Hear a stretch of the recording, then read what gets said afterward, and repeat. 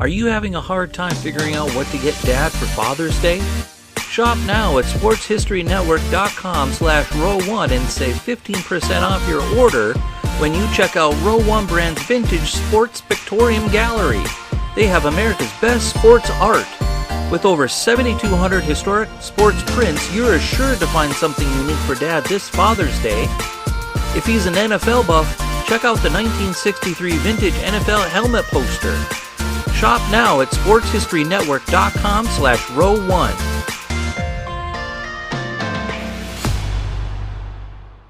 He was once the NBA's all-time leading scorer and its all-time leading rebounder.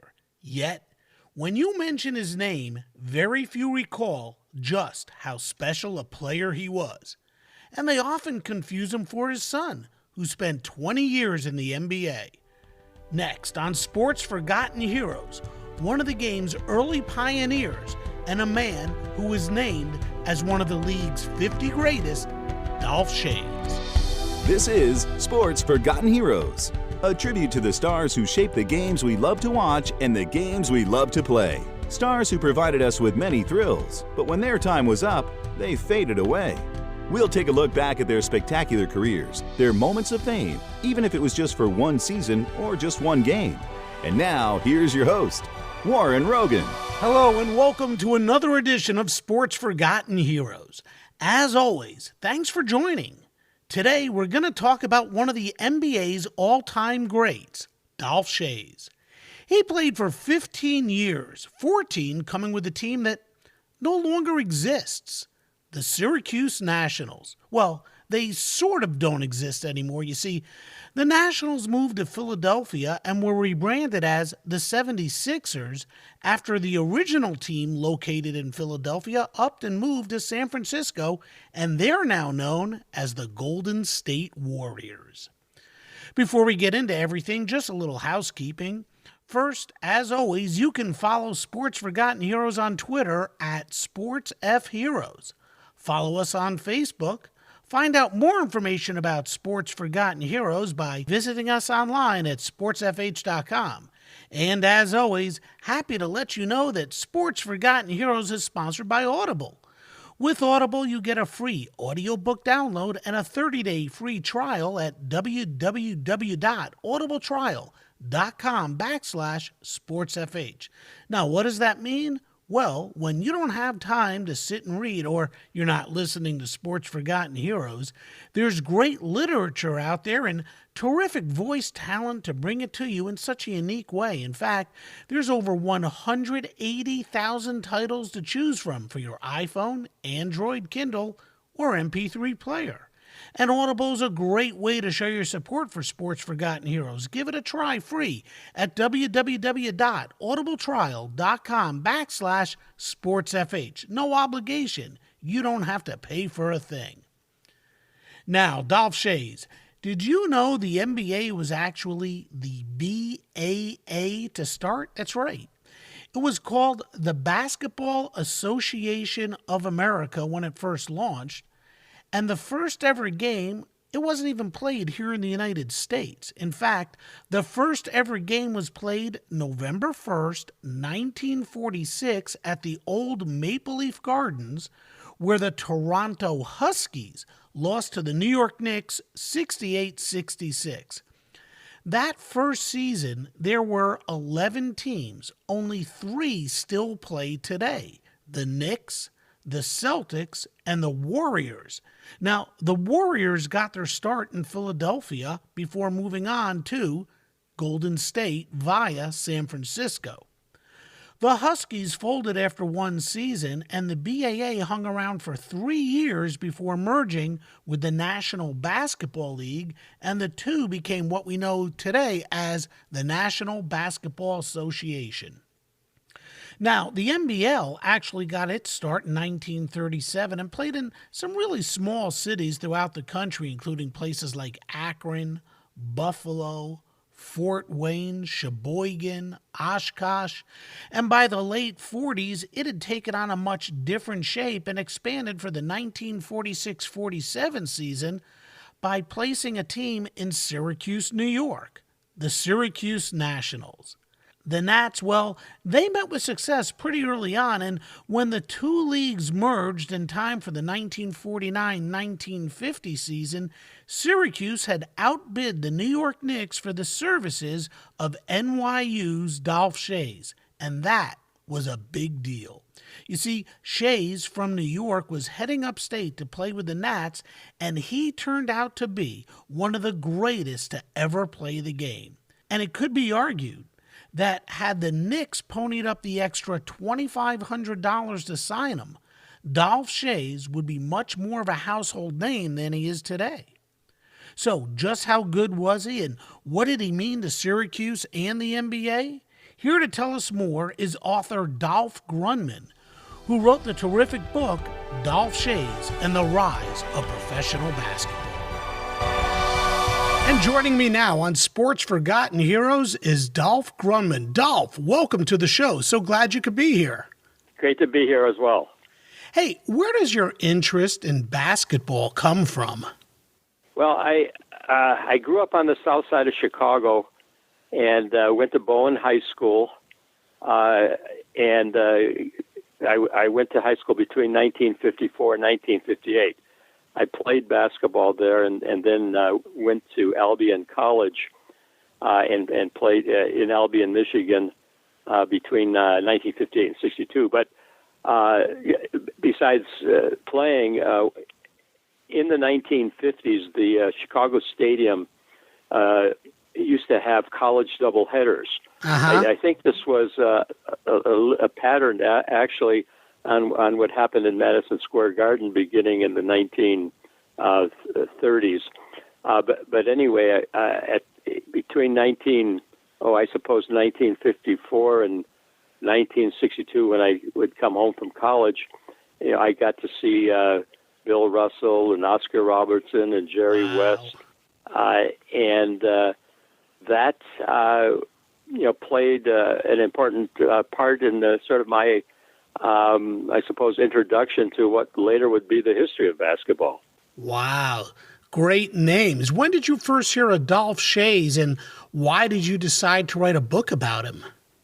Well, I actually saw Dolph Schayes play on television in the 1950s.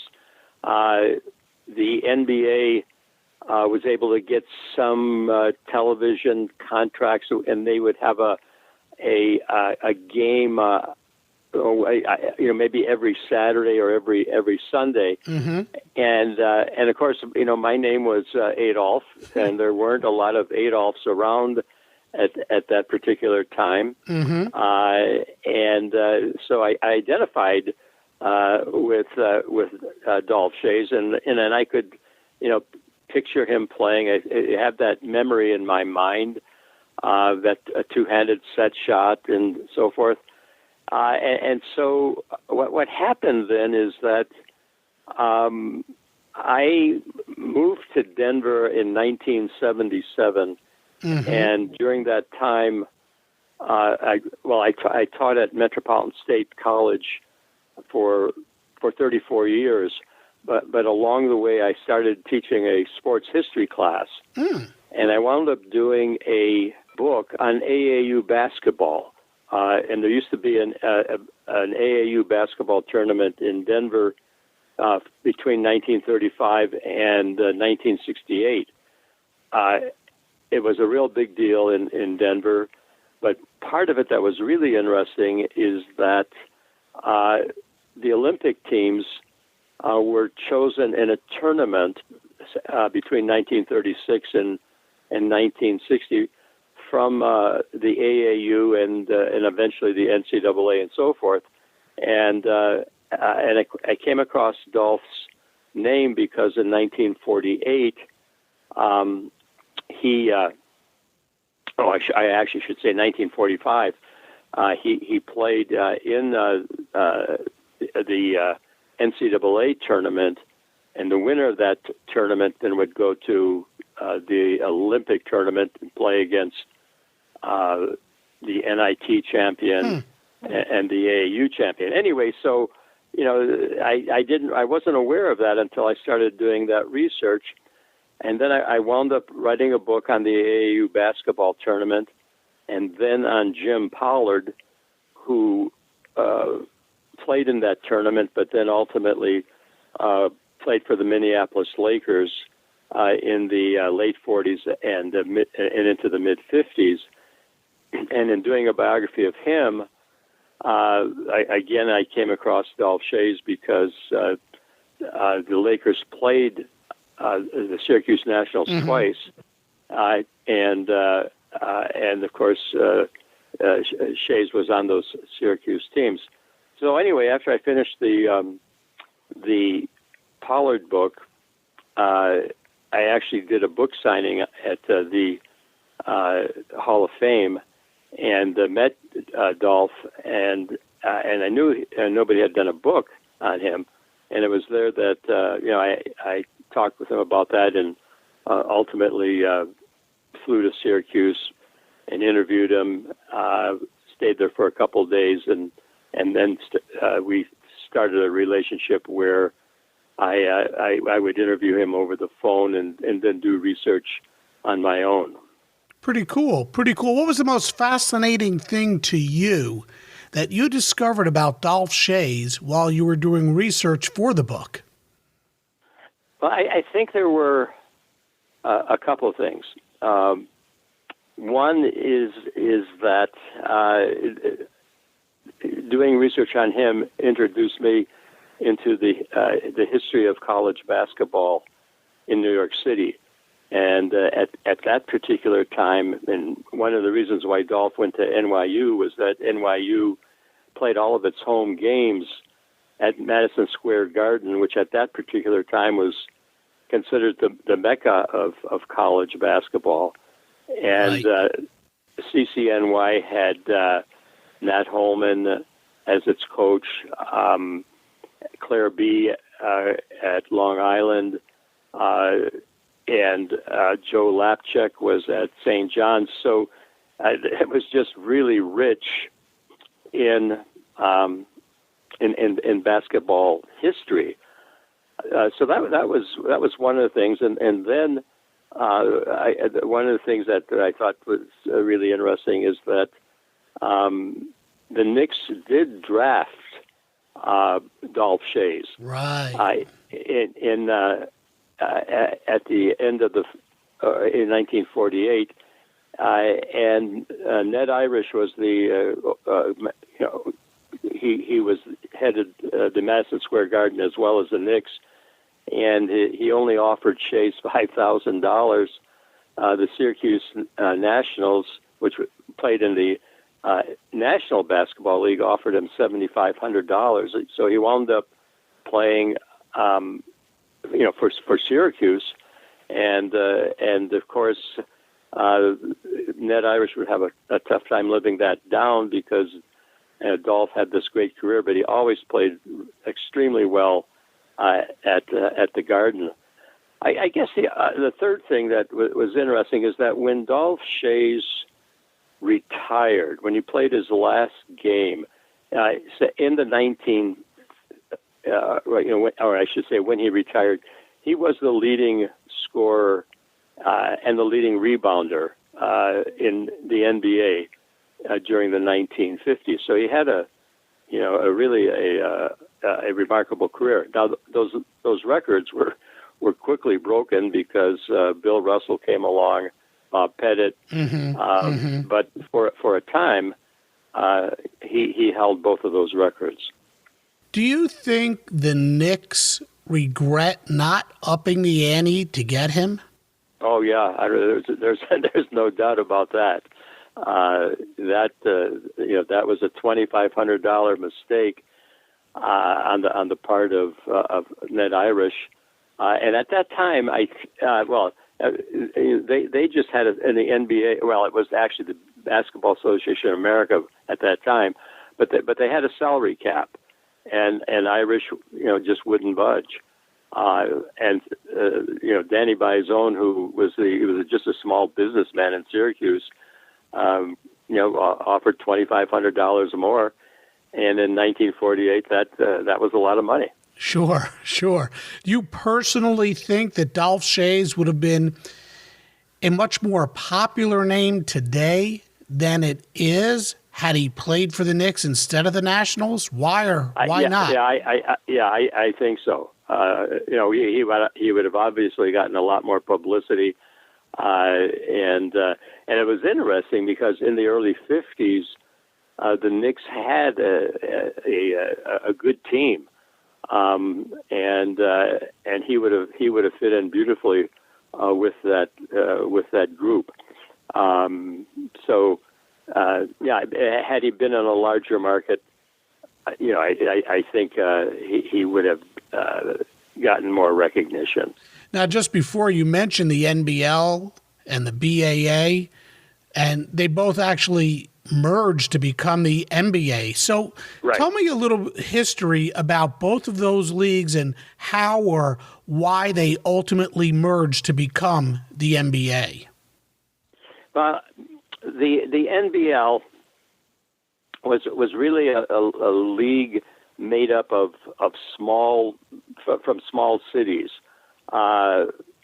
Oshkosh, Sheboygan, Hammond, Indiana, and then Rochester had a team in the NBL. And so, I mean, these guys, they didn't get much money and played in small gyms, but that was sort of the beginning of professional basketball. And then in 1946, Ned Irish and some others thought that as college basketball was getting popular, that they could use these arenas, which were used basically for hockey, that they could exploit that, and so you had the Basketball Association of America formed in 1946. What happened then is that there was some competition for players between the two leagues. Pollard, for example, signed a contract for $12,500 in 1947, and so Ned Irish and some of these others, they just figured that it made more sense to unite those two leagues, and they recognized that a lot of these small cities just wouldn't be able to compete. And that's what really happened after the first year. So that the merger took place in '49. So the first year of the NBA would have been 1949, 1950. And the Nationals, they were formed in 1946, and they played in Syracuse through the 1963 season. Tell me a little bit more about the Nationals and how they came about. Well, I think it's just an interesting story. Danny Biazone was a small, a businessman. He had a bowling alley, restaurant, but he was interested in sports, and he sponsored a team, and got annoyed when he wanted to have an exhibition game with the Rochester Royals, and the manager of that team turned him down. So what he did is he bought a franchise in the NBL, and the franchise at that time just cost $5,000, and so he got a team together in the NBL, and then just before Dolph Schayes joined Syracuse, he was able to get Al Servey to be the coach of the Syracuse Nationals. And Servey was a guy around 5'11", 170 pounds, tough as nails, and had already established himself as a star in the NBL. And that team just kind of took off in 1948, or excuse me, in 1949-50, and wound up winning the NBA championship in 1955. Yeah, they were always a good team. In fact, Right. every year that they played in Syracuse, they made the playoffs. What made the Nationals so good, and just what kind of a player was Dolph Schayes? Well, one of the things that Dolph told me that I think was interesting is that he he eventually was 6'8", but when he started at NYU, they played a motion game. So Dolph Schayes wasn't a guy who was a guy who just played in the pivot. He was able to, face the basket, and of course he had a two-hand set shot. Most of those people, a lot of those players had two-handed set shots, and so his game was a two-handed set shot, faking it, and then driving. He had good anticipation. So that he was generally the leading rebounder and the leading scorer on all of those Syracuse teams in the 50s. But along the way, they wound up getting some really skilled players. And in 1955, one of the players who was a rookie that 54-55 season was Johnny Kerr, who played center, and it was really the first time that Syracuse had a good center. Jim Seymour was a guard, and Red Rocha it was Paul Seymour. Yeah, I'm sorry, right, Paul Seymour, and George King, Red Rocha. And one of the things, of course, that was kind of interesting is that the 54-55 season was the first year that you had the 24-second clock, which Danny Bizone was very instrumental in. Yeah, he's credited. They experimented with that in the summer of 1954, and then adopted it in the 54-55 season. So it was interesting that the very first year that the 24-second clock was used was also the year that Syracuse won the championship. Now, you mentioned NYU a couple of times. Tell us about Danny at NYU, and I'm sure people would be stunned to know that at one time NYU was a college basketball power, and right, he played during a time when college basketball was really coming into focus as a major sport, and like you said earlier, Madison Square Garden was the true mecca of it all. It played host to doubleheaders, and it was also during the time when gambling reared its ugly head. What was the game like back then, and just how good was Schayes and NYU? Well, of course, Schayes had a great career. He, it was kind of interesting. He started his first game was in February of 1945. He actually graduated in the mid-year, and at a pretty young age. He was only 16 years old when he played his first game. Dolph actually had an academic scholarship to NYU, and there were two campuses, and the gym was up the northern campus, which was close to the Bronx, where he lived. Dolph talked a lot about what he called the pure game, and one of the things I asked him, and this is interesting in terms of, say, Syracuse, they never watched film. They didn't have plays. What practice was playing, and they played a kind of game that had developed in the 1930s that I think was played all over New York City. Pass and cut, pass and pick, and in a way, it is kind of what is happening now in college basketball, where in effect you have positionless basketball that players are required and can do, all things, so that you don't have the kind of traditional center, forwards and guards the way you did, for decades. Mm-hmm. I don't know. Do you see that same thing developing? Yeah, in college it's definitely a different game today than what we used to see. There are no centers in basketball. It's a crazy game the way it's evolved. And and you hit on something before that I just want to touch upon as well. He got a scholarship at the age of 16. He was a pretty smart guy, and I think he majored in aeronautical engineering.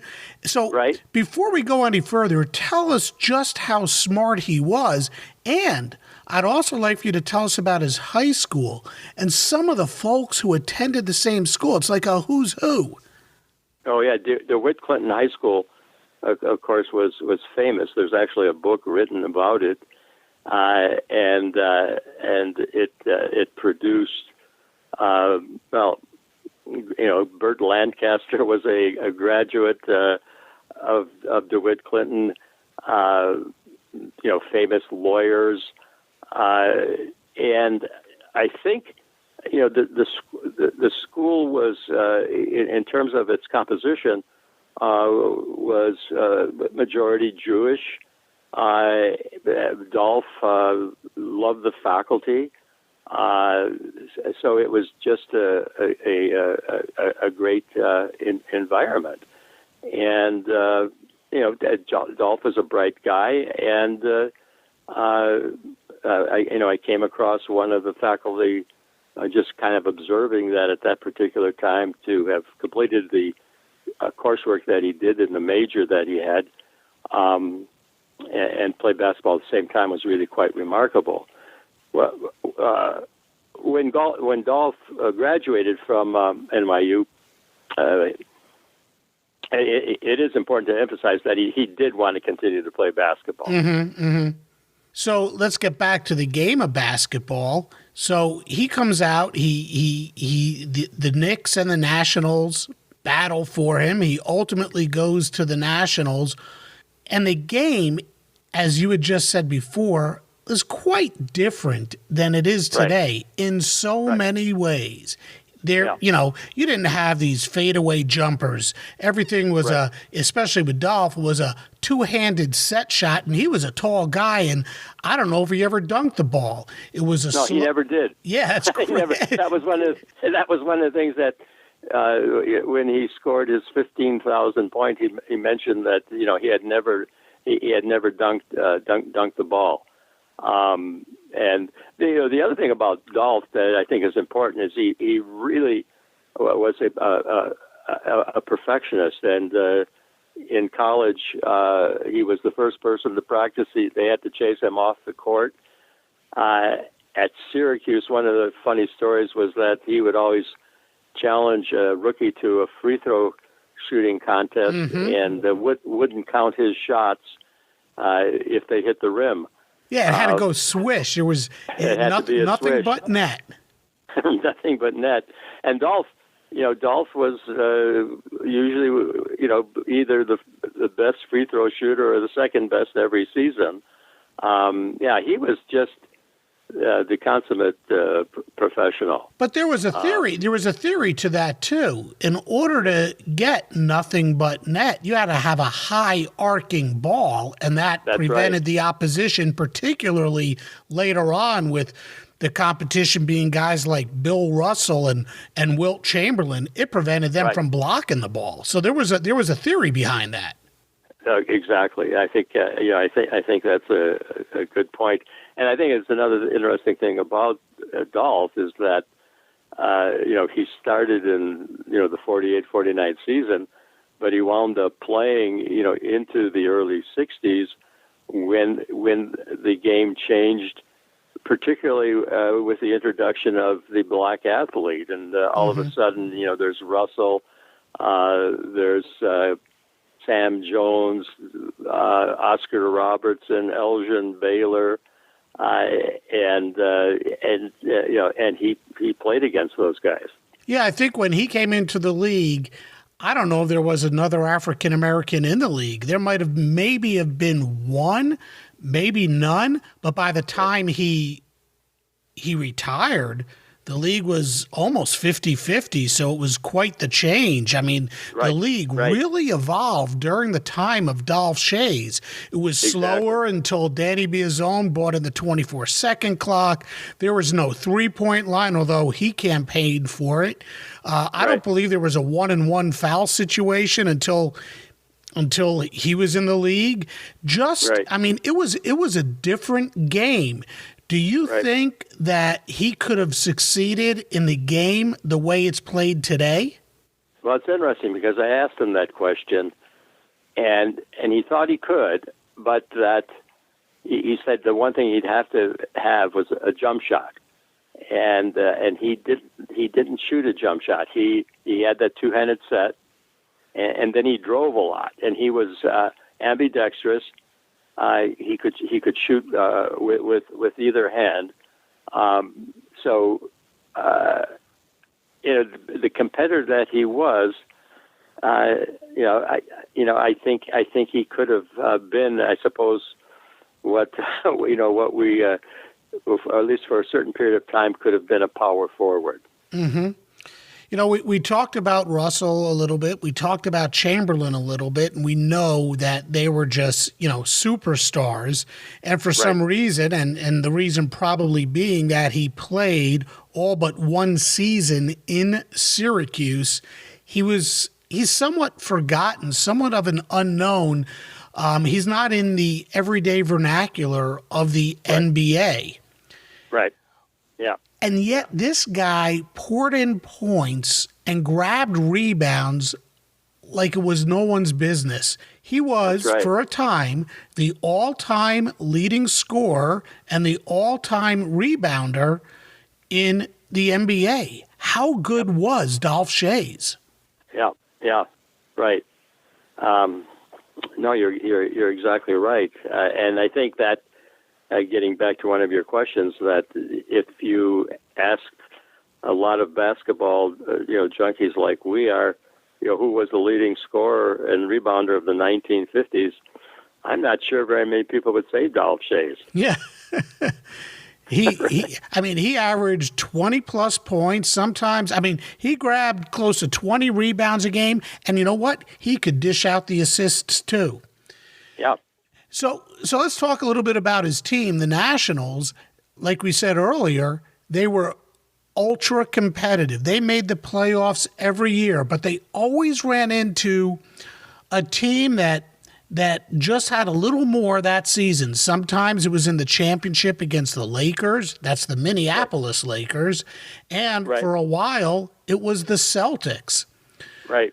So what was it about those teams that kept Syracuse from winning? Well, I think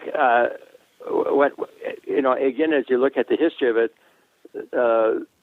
at least in the early 50s, Syracuse was pretty successful against the Celtics.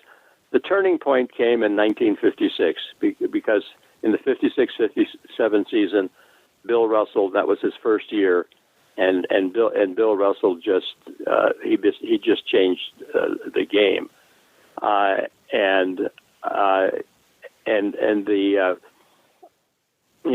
the Nationals took the Celtics to 7 games in I think 1958 or 58-59 when they got George Yardley in a trade.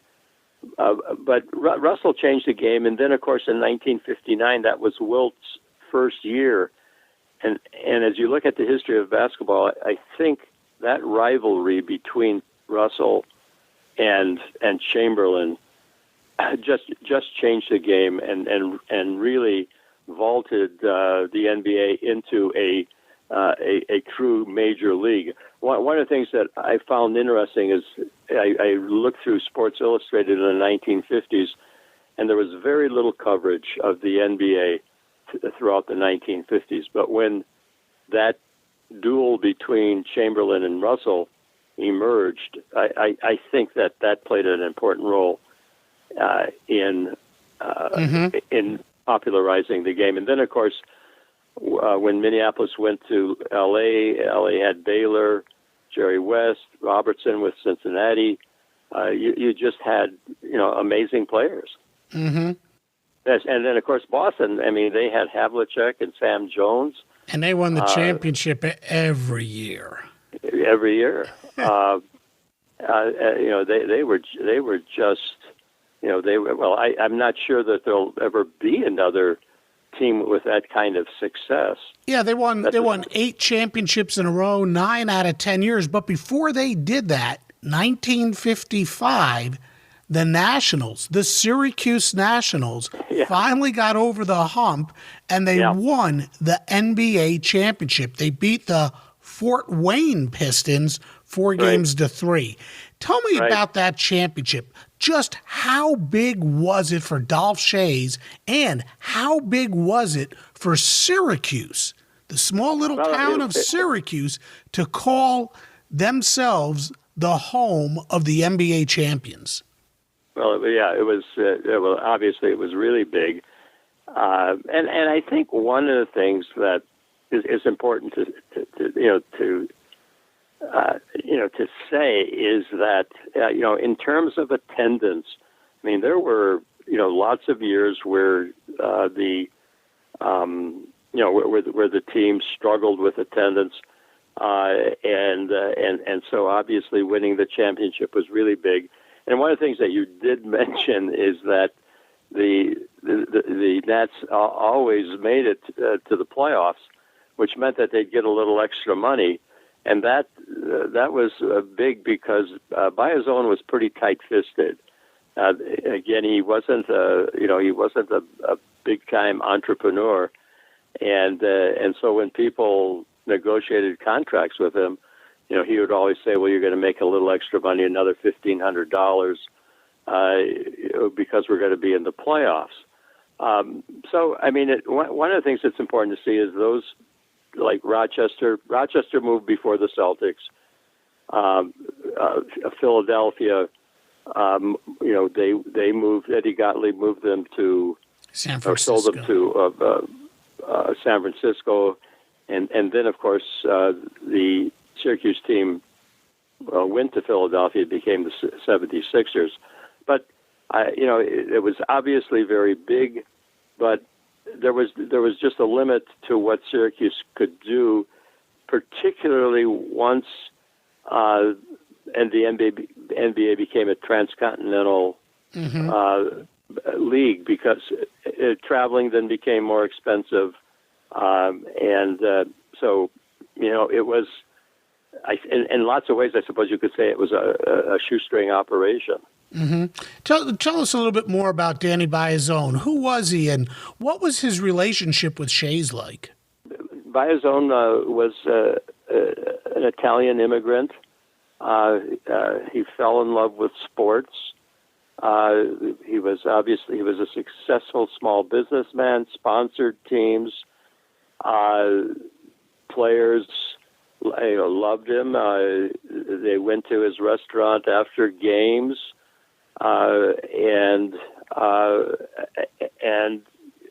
he was just had a very close relationship with the players. Just a really great guy.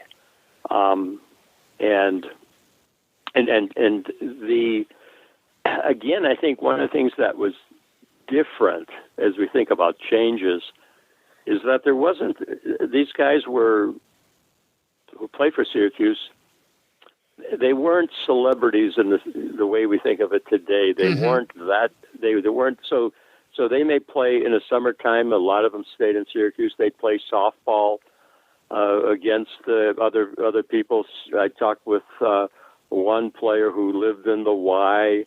So there wasn't this sort of distance between the players and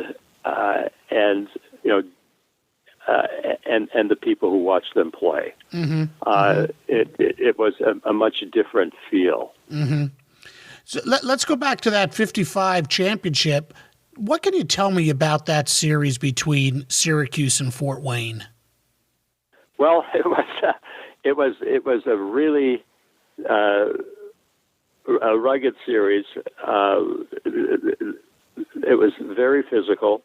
I mean, and it's kind of funny when I've been watching the games right now, and of course they're just really physical. The star of Indianapolis' team was George Yardley, who was the first player to score 2,000 points in a season. Mal Hutchins was another great player. Max Zaslofsky, Andy Phillip. Indianapolis was, they were Indianapolis? So just to clear it up, so everybody at home Fort knows, Wayne, rather. It was Fort Wayne, I'm correct? Sorry. Yeah, Fort Wayne. One of the things that was funny about it is it was Fort Wayne, but they played the games in Indianapolis in that series because a bowling tournament had been scheduled in Fort Wayne, and so the home games for Fort Wayne were actually played in Indianapolis. The game went to the seventh game in Syracuse, and the Nats won it in the last second. A guy by the name of George King stole ball from Andy Phillip, and that was the game. But it was one of those series where Fort Wayne won all the games in Indiana, and Syracuse won all the games in Syracuse. So that's where home court advantage really played a significant role. Home court advantage was key. Why did the NBA, and before that the NBL and the BAA, why were they in cities like Syracuse and Rochester and Fort Wayne? How are those cities able to support professional sports franchises? And at what point did the NBA give up on those smaller cities? Well, I think by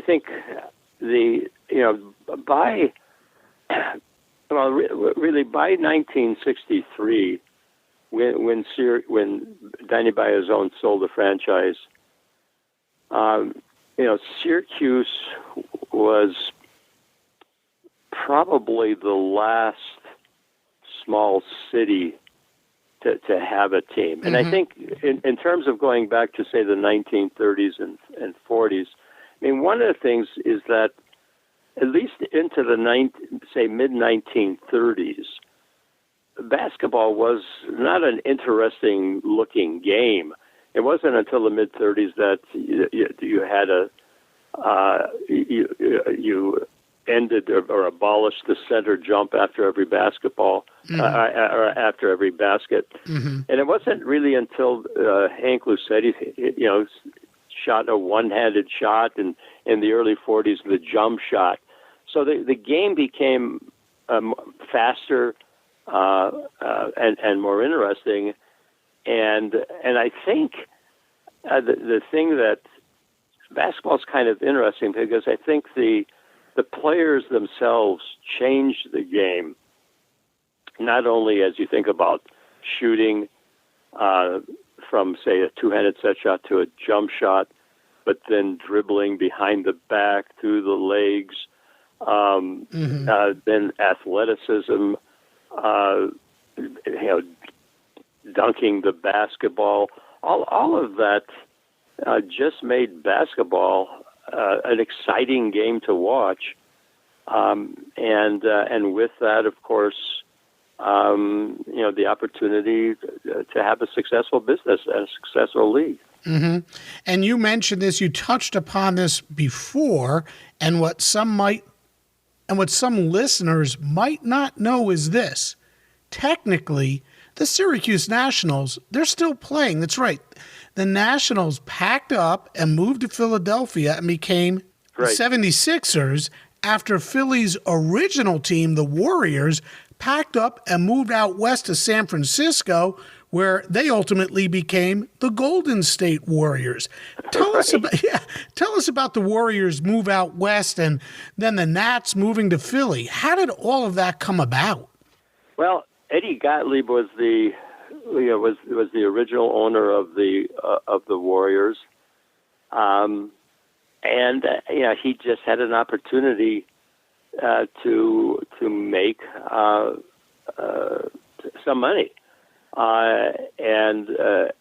when Wilt played with the Warriors starting in 1959. So I think in the case of both of Gottlieb and Danny Biasone, I mean, they sold their franchises for roughly $500,000. So I suppose huge money back then. Huge money back then, and if you think about, say, somebody like Biasone who made a $5,000 investment, here was an opportunity. It was clear. I mean, everybody in Syracuse, the writers, sports writers, there wasn't a feeling that somehow, that Biasone had sold them down the river. I think everybody recognized. It would be, say, a lot different from, say, when the Baltimore Colts, the football team, moved to Indianapolis. A little different. And had to sneak out of town. Yeah. I think everybody recognized that they'd had a good run. And in the case of Philadelphia, of course, a big city, and with a basketball tradition, it stands to reason that there would be people who would invest and bring a team back to Philadelphia. And of course, in '63, during that period of time, even in the early '60s, or a little earlier anyway, that you had expansion. There were more teams coming in. So. I think that they just had a good opportunity to make some money. One of the big reasons that they moved to Philadelphia was that no matter what they did, no matter how good Dolph Schayes was, no matter how good Hal Greer, Johnny Kerr, Earl Lloyd, Paul Seymour, you name them, no matter how good they were, no matter how much they won, they couldn't put fannies in the seats. Right. That's exactly right. And so it was just a case of just not being able to afford a team. And by the time in '63 when the team was sold, it is interesting because Dolph was the playing coach and then the coach for 3 years in Philadelphia. But they brought some good players with them, Chet Walker, Hal Greer, and then in 1965 that trade was made and Chamberlain came back to Philadelphia. So they just had in a short period of time a lot of talent. You wrote, I want to digress for a second here. In your book, you wrote about something that I found really interesting.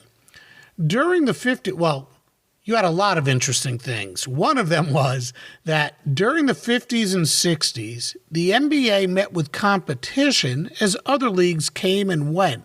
But the one league, if we can call it a league, that had staying power and challenged the NBA for some of the top players coming out of college was the AAU and industrial teams. Tell us about that, especially the money that industrial league teams were able to offer. Well, what those teams, and probably the most famous of that group of AA teams, who would have been the Phillips team out of Bartlesville, Oklahoma, the Peoria Caterpillars, Akron had teams, and what they were able to do, at least up until the 60s, is that they were able to offer players the opportunity to stay with the company after they played basketball. And at that time, say in the 50s, players were only getting contracts generally $5,000, $6,000. Schayes $7,500, Pollard $12,500. Those were sort of out of the ordinary. But somebody like Bob Kurland, who played on 2 NCAA championship teams, he played on 2 Olympic teams. It was a very big deal at that time to be on an Olympic team. So the AAU teams, they offered lifetime employment, and like say Bob Kurland retired from Phillips Petroleum Company, and that was true of a lot of players who played, say, at Peoria or Phillips or Akron. And of course, the money back then is nothing like it is today when you talk about nothing NBA. Like right, I mean, and that all changed, in the 1960s, and that of course even gets back to, why Bayazone would sell the team, because travel was getting more expensive, but salaries were going up, and so by the 1970s.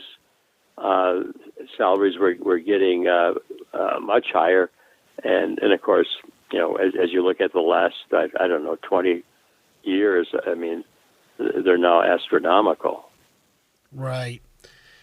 Getting back to Dolph, the 1961-62 season saw an amazing streak come to an end. Schayes had played in a league record 705 straight games. He was already, the all-time leading scorer, rebounder, and actually 764 straight games if you include the playoffs. But he was injured in a collision with Al Attles of the Philadelphia Warriors.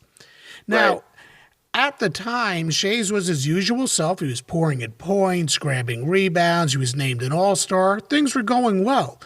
But in reading your book, I get the feeling that this injury really took its toll, did it not? Was this the turning point in his career and sort of the beginning of the end? Well, in talking with Dolph, actually, that obviously was important. But the other thing is he was beginning to also have problems with his knees, and that also took a toll. But after that injury in 62, then in 62, 63, his knees were bothering him, and as I mentioned in the book, at the end of the 63 season, when they sold the team, the owners of the 76ers asked him to be the coach, and that was a decision that he regretted. He did have his knees cleaned out. He'd scored over 19,000 points. He wanted to break 20,000, and somehow he decided to be a playing coach, which just didn't work for him. Right. And that was a decision that he regretted. He'd wished that he hadn't made the decision to be a playing coach, so that in that first year he didn't even finish a season playing. And you're referring to the first year that Syracuse was in Philadelphia playing as the Sixers. Yeah, first year that they were in Philadelphia. And I think the other thing that, as Dolph reflected on this, he thought, at least in terms of a coaching career, if that had been a path that he would have taken, that it would have been better for him to have been an assistant. But at that particular time, often star players would be playing coaches. Al Cervi was. Bill Russell eventually was a playing coach. And so it wasn't uncommon for a team to have a playing coach, and or to have a star player leave a game, and like say Pollard, after his career was over, became the head coach at LaSalle. So at that particular time, I guess it was just assumed that if a guy had been a star player, he'd be a successful coach. One of the another amazing thing about the Nationals and Dolph Schayes is the fact that they never missed the playoffs while they were the Syracuse Nationals. In fact, the Nationals made the playoffs every year of their 17-year existence. Right. And only the Celtics won more than the 714 games that Syracuse won over that period. But the fact was, Syracuse, as we said earlier, just couldn't draw enough fans. They were always at the bottom of the attendance standings. And you said, with teams moving west and salaries rising, Danny Biasone had little choice but to sell the team. How tough was that for Danny, the community of Syracuse, and for Dolph Schayes? Well, I mean, there were a lot of broken hearts. I mean, there's just no doubt about that. And you had invested, a significant part of your life to the community, and as I mentioned earlier, there was a bond between the players and the community. So yeah, it was sad, but again, as I mentioned earlier, I think everybody recognized that they simply couldn't do it. I sometimes think the only comparison would be to say the Green Bay Packers, where you have a small community could, sometimes I'm sure people thought about, could you have done something like that? But in a football season, you're playing 8 home games. A basketball season, eventually you're playing 41 games. Right. Well, there's. I guess if you look at it today, I mean, small markets. I suppose Denver is a small market. By some, Oklahoma City, but these are still cities that are much larger than Syracuse. Sure. So they moved to Philadelphia, and the fans of Philly, they were not happy that they lost the Warriors. Right. So they get a team to replace the Warriors, and it's the Syracuse Nationals, a team that they just didn't like because the Warriors and Nationals had some great battles in the regular season and in the playoffs. And now the Nationals are their team. Philly didn't like them. They didn't accept them at first, which here the Nationals come to Philly, make it their home, and Philly fans, they didn't want them. They had trouble accepting the 76ers. How long was it before they finally did accept them as their own? I think it took 2 years. I think when Chamberlain came back in '65, that was a turning point. And in '65, the Celtics and the 76ers played a 7-game series for the Eastern Division title, and that was just a great series, and it ended with Havlicek stealing an inbounds pass at the end of the 7th game. Johnny Most famous call. Yeah, and so that was, that's something that you'll see reruns all the time on. And then the following year, the 65-66 season, the 76ers actually won. Yeah, that to me is one of the most ironic seasons. Well, yeah, it's just an ironic season. Schayes stays on as coach of the Sixers through the 65-66 season. Well, actually, you were going to talk about – go ahead. First talk about the 65-66 season, and let me get to the 67 season after that. Yeah. So they won the division, and in 66, Dolph was named Coach of the Year, but they lost to the Celtics. I think it was 4-1. Didn't play well, and the ownership was unhappy, and so what happened was that Dolph was fired, and they hired Alex Hannum to be the coach, and Alex had coached Dolph for the last 3 years in Syracuse. They were good friends. Alex Hannum was a great coach, great guy, and in the 66-67 season, Philadelphia ended that Celtic reign. They beat them in the Eastern Division Championship Series, and that's the season that I find so ironic. So again, he stays on as coach of the Sixers through the 65-66 season, but he couldn't get past the Celtics. He's named Coach of the Year, can't get past the Celtics. No one could beat the Celtics. They won 8 championships in a row. And even though the Sixers had acquired Wilt Chamberlain a few years earlier, Schayes was relieved of his duties because he couldn't beat Boston in the playoffs. And he and Chamberlain never saw eye to eye. So like you just said, the Sixers hire Dolph's old coach, Alex Hannum, and they finally dethrone Boston, and they win the NBA championship in 6 games over the Warriors. Philly's new team beat Philly's old team. Wilt's new team beat Wilt's old team. Yeah. How did that make Dolph feel? What were his thoughts, publicly and privately?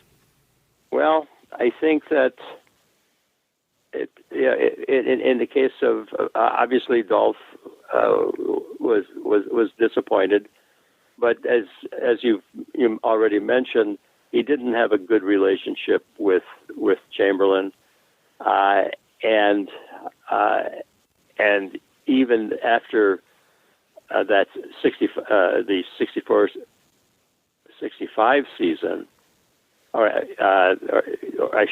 in 65, he just got a 1-year contract.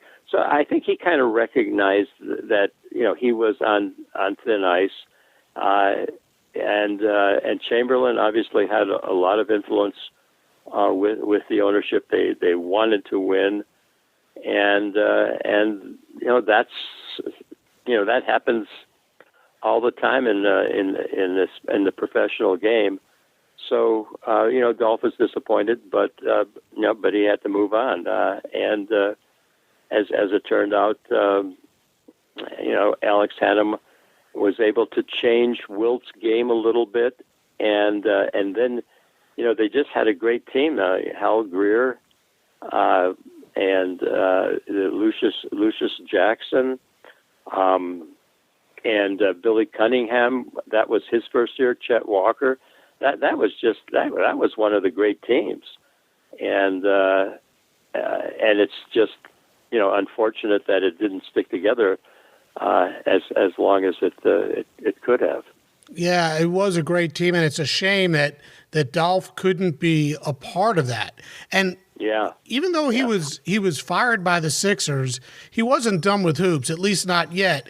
He served for a few years as, I guess it's called, the director of officiating for the NBA, a job that he took. He wasn't thrilled with it, but it kept him involved. And then he came back as coach for the newly formed Buffalo Braves, but that didn't go too well either, did it? Right. Yeah. Well, they just didn't have any talent.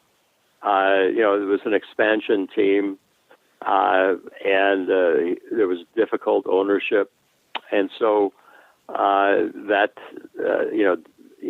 was going to, in that sort of situation, you would have had to have ownership that was extremely patient, and you'd have to go through a couple seasons before you were going to have the kind of talent that you needed to compete.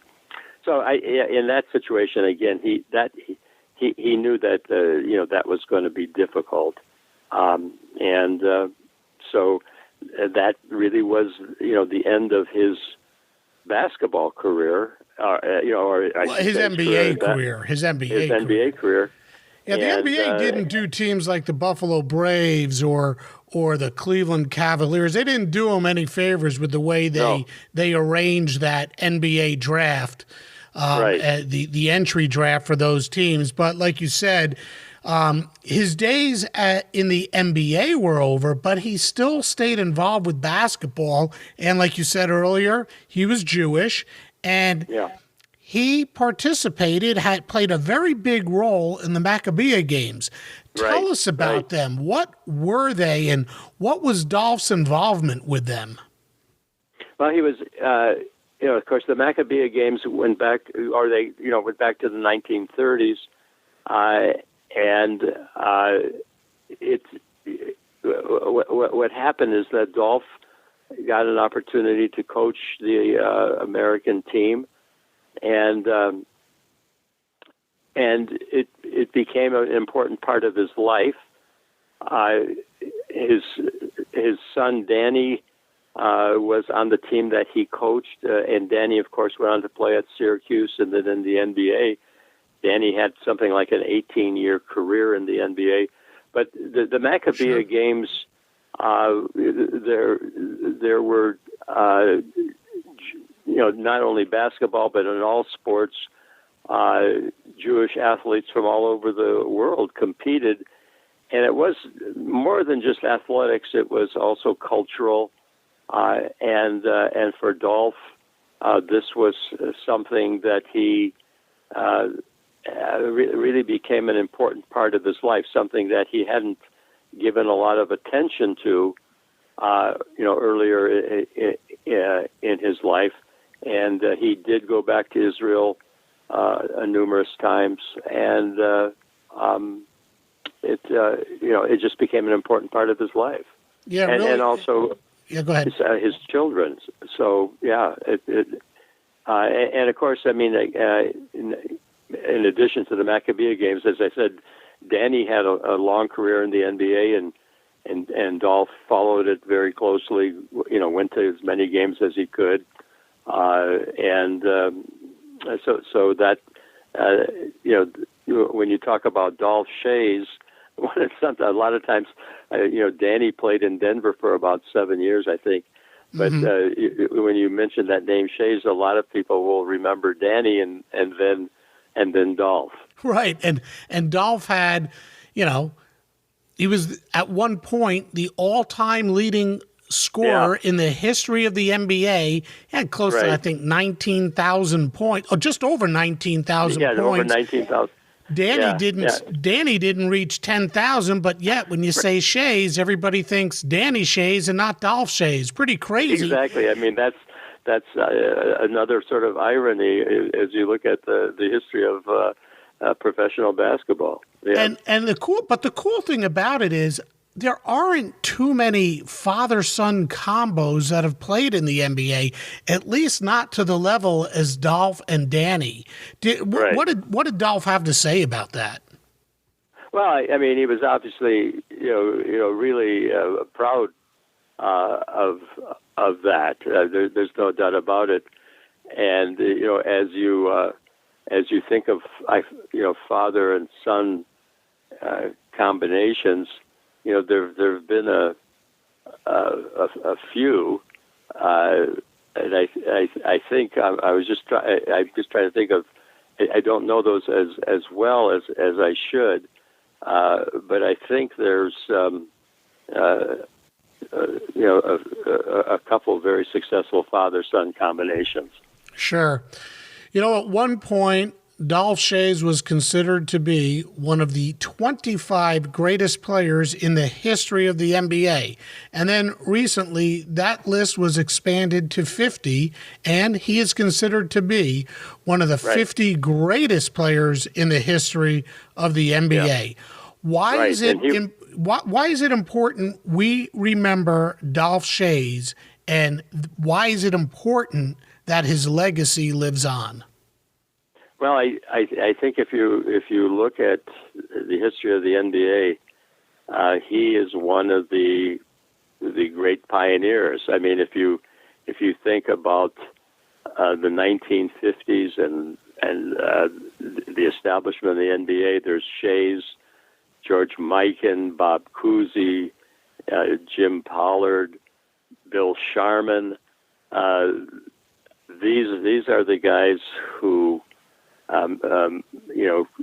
launched the NBA, and all of the people who are playing today, owe these guys a debt of gratitude. I mean, there's just no doubt about it. Dolph, I want to thank you so much for joining me on Sports Forgotten Heroes. Are you doing any other writing? No. Right now, I'm just I'm retired, and I've got lots of my own little projects that I do. I'm keeping my hand in basketball, volunteering with a high school team in Arvada, where I live today, and just following the game, and doing a lot of reading, keeping up that way. But you have written a couple of books, and if someone wanted to get a hold or read any of those books, where could they get them? Well, I think I actually, like everything else, I think all you have to do is go to Amazon. Yeah, that's it. That's it. Dolph, again, thank you so much for joining me on Sports Forgotten Heroes. You've been a terrific guest. Okay, thanks a lot. I really enjoyed talking with you. The Nationals enjoyed incredible success during their stay in Syracuse. Like we said, every year of their NBA existence, they made the playoffs, and they won the NBA championship in 1955, downing the Fort Wayne Pistons 4-3. Schayes averaged 19 points per game during the playoffs that year to go along with 12.8 rebounds per game. For his career, Schayes averaged 18.5 points per game and 12.1 rebounds per game. His most prolific season coming in the 1957-58 campaign, when he poured in 24.9 points per game and grabbed 14.2 rebounds per game. The Nats, like we said, were a terrific team, but they just couldn't put the fannies in the seats, and that ultimately led to them leaving town and relocating to Philadelphia just a year after the Warriors had left for San Francisco. In that first year in Philadelphia, the team, now known as the 76ers, and with Schayes working as player coach, they went 34-46, and after 3 years, Schayes lost his job. The year after he was let go, the Sixers went 68-13 and won the NBA championship over the San Francisco Warriors 4-2. At one time, Schayes was the league's all-time leading scorer and all-time leading rebounder. He was voted into the Basketball Hall of Fame as a player in 1973. As a coach, he actually did pretty well. With Philly, he went 129-111, but with Buffalo, after going 22-60 during the Braves' first year, he was let go after just the first game of the team's second year of existence. By the way, Dolph's son, Danny, he played 20 years, spending 8 of those with Denver and 4 with Milwaukee. For his career, he totaled 7.7 points per game and 5 rebounds per game. Next time on Sports Forgotten Heroes, we're going to turn our focus to the pitch and take a look back at one of the most flamboyant and dangerous strikers to ever play soccer in the U.S., the great Giorgio Chinaglia, the all-time leading scorer in the history of the NASL. That's next time. Thanks again to today's guest, Dolph Grundman, and we'll see you next time on Sports Forgotten Heroes. We here at the Sports History Network proudly partner with 26 podcasts, all revolving around the history of sports. But did you know that many of our hosts were sports history authors way before they started their shows? It's true. We've got Joe Ziemba, host of When Football Was Football, Joe Zagurski, host of Pro Football in the 1970s, Mark Morthier, host of Yesterday Sports, Tommy Phillips, host of Lombardi Memories, and Scott Adamson, co-host of From the 55-Yard Line. All these authors have many books for you to choose from. To check them out, go to our website at sportshistorynetwork.com/sportshistorybooks. Pick up your copy today. Soundtrack provided by Kevin MacLeod of filmmusic.io.